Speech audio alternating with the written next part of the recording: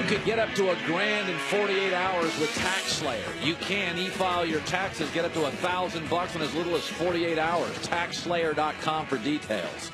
I just like the name of that company. Sounds rugged. So they did a study recently on cats. I hate cats. Yeah, I love them. You love cats? Oh, love them. How do I not know that? Because they're aloof and have little time for people, so I love them. I did not know you were a cat person. Well, I have a dog too, but I like cats, and and so the point is, there's a study on cats, and cats are natural hunters, and so what they've said in the study is you should hide food or move it around the house, forcing your cats to find it. Otherwise, your cats get lazy and fat if you put it in a bowl. Because cats are natural hunters. So, Colin, what is your point? That we know humans get content and lazy, but even animals do. Animals need to be challenged. And if you put for a cat a bowl of food every day, that cat ends up about a year later looking like a picnic ham. Okay, make it search for food. That's my point. People get lazy. Even animals do. So Steve Kerr did something very interesting last night. I covered Steve as a player. He's the only guy I can ever think of in the history of the NBA. I hold him in high regard. That was a good player, was a great broadcaster, is a great coach, and was a very solid GM. I'm not sure if anybody's ever done the 4 for 4, except Steve Kerr in the history of the league. He was the funniest guy I ever covered, the smartest guy I ever covered. He's a great dude. But last night he said, I'm not going to coach my team. I'm going to let the players coach themselves. Phoenix was a little dismayed by it, a little disrespected. Phoenix, you're awful. That's a you problem. So here's Steve Kerr talking about what he did last night. Had to do with me trying to reach my team. I have not reached them for the last month. They're tired of my voice. I'm tired of my voice. You know, it's been a long haul these last few years. I think just having to count on each other and not hearing my voice, which, you know, sort of sounds like Charlie Brown's teacher or parents or whoever's voice that is. At this point, that's what I sound like to them. So they needed a different voice. All right. Now, first of all, love this. He has played on arguably the greatest team ever, the mid-'90s Bulls, and now he's coaching arguably the greatest team ever, the Warriors. So he knows of what he speaks. And the NBA has always been 2 seasons. I used to joke with Bill Simmons all the time. He'd get worked up during the regular season. I'm like, Bill, for great teams, there's 2 seasons. There's autopilot. Okay, that's the regular season. That's the autopilot. And then there's the turbulence and you're flying through a storm. That's the playoffs. For the Bulls and the Warriors, they put it on autopilot. You never forget this about the Bulls, the 95-96 Bulls. Maybe the best team I've ever seen, probably the best team I've ever seen with this Warrior team and the Showtime Lakers. Never forget this. You know who they lost to that year? 21-61 Toronto, 35-47 Denver. Bad Phoenix teams, bad Charlotte teams. Now, Indiana was good and beat them a couple times, but by and large, they were bored out of their minds. And Steve Kerr gets this. But here's the 2 things I take away from this that really jump out to me what Steve Kerr did. Number 1 is Steve Kerr knows the number 1 criticism of him right now in the NBA is, well, hell, anybody can coach these guys. Luke Walton won like 25 straight. Mike Brown's been fired multiple times. He won. So Steve Kerr knows that the number 1 criticism of him is anybody could do this, yet he has the self-confidence to let his players coach the team. Like, how much does that tell you about the confidence and the self-esteem and the raw intelligence of Steve Kerr? That knowing that people are going to push back and go, he's like, no, I'm good. I know what I'm doing. That's the number 1 thing. The second thing is he acknowledges that the Golden State Warriors, on their 4th straight voyage to the finals, by the way, only the 2nd for the KD Warriors, he acknowledges they're fried. They are shot. They're bored. He's Charlie Brown's teacher. So my number 1 point is it shows the great confidence of Steve Kerr. My second point is LeBron's making his 8th straight voyage to the NBA Finals. And you folks won't give LeBron a break when he says he's a little tired or has an off night. Now think about this. Steph, Clay, Durant, Draymond, deep bench.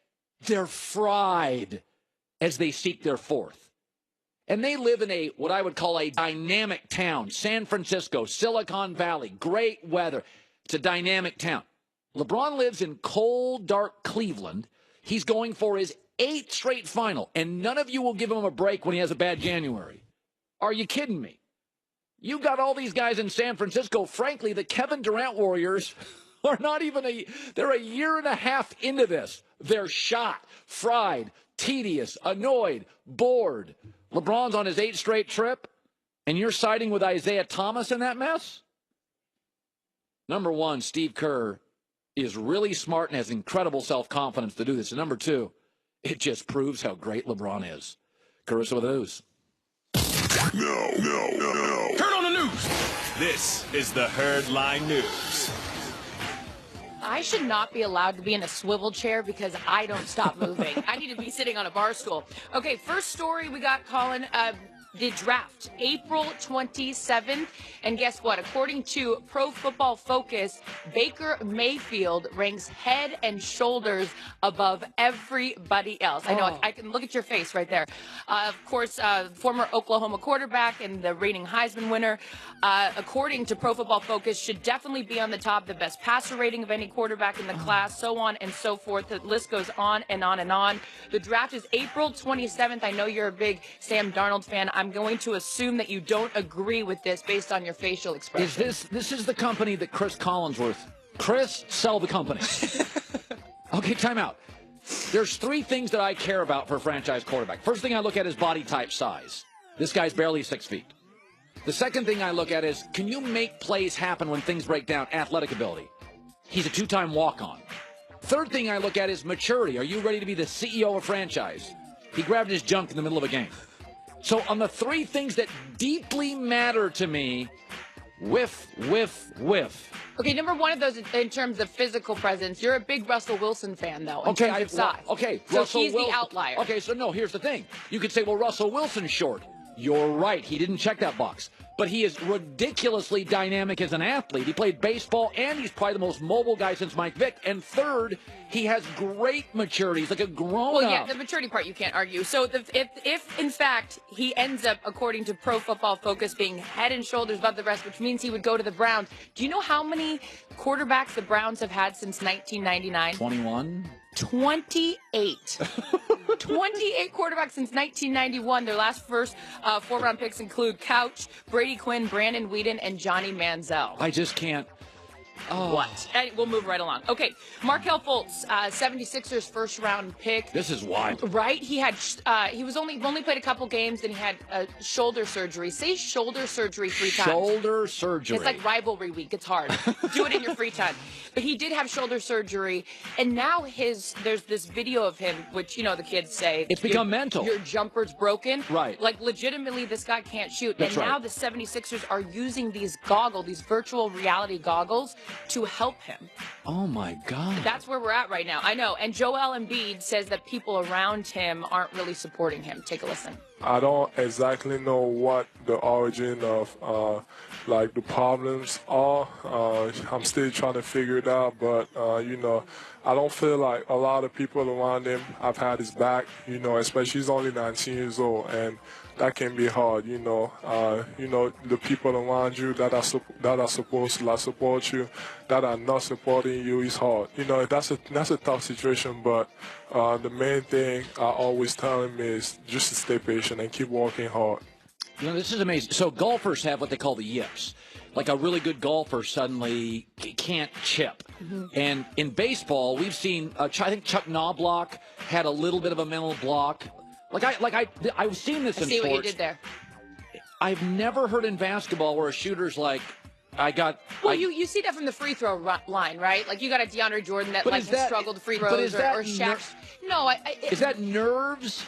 No, I just think that they're so big that it's not natural for them to stand there and shoot a free throw. But independent of all of that, I can't imagine this poor kid and the pressure of the #1 overall pick. You get this surgery and you come back and you're like, you can't shoot. So for this kid's sake, and Joel Embiid, who's like one of the nicest people in the world. League. Yeah, exactly. He's there, of course, supporting his teammate. There's no timeline, but hopefully for him and the Sixers supporting him, stepping away from the cameras, taking that pressure off of him and getting his game back. And speaking of Joel Embiid, and finally, it's time for the real deal, brought to you by Carl's Jr. and Hardee's $5 all-star meals. And today's real deal is the aforementioned Joel Embiid. I love this guy. Very I am funny. all in on him. Take a listen to what he had to say when asked about having a burner account. Don't use you, the guys. burner account.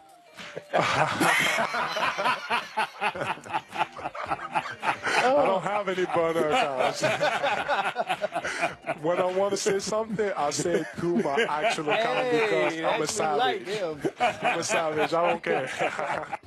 So He Isaiah Thomas having fun because, of course, that's a little shot at Kevin Durant right there. Yes, and his burner account. Joel is funny. Now, the key is big guys get hurt.